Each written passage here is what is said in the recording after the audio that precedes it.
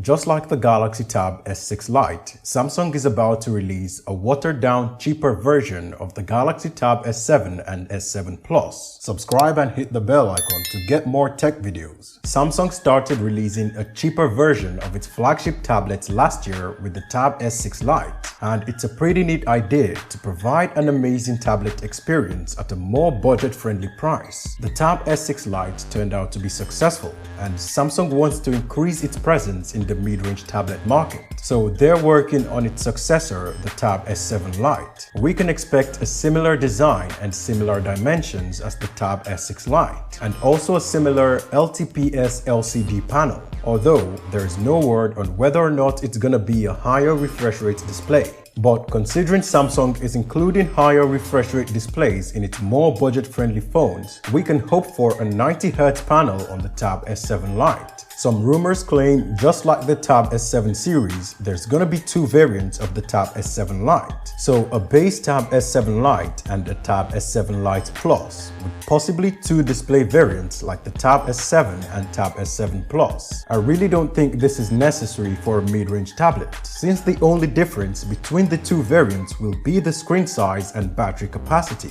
What do you guys think of Samsung releasing two variants of the Tab S7 Lite? Let me know in the comment section below.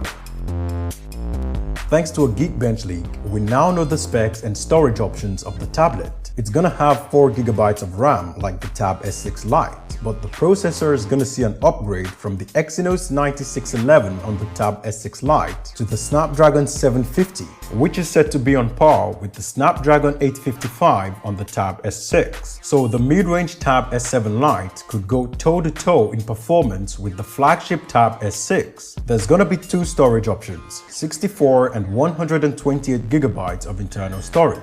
There's no word on micro SD card expansion, so it begs the question, is that gonna be enough storage for a tablet in 2021?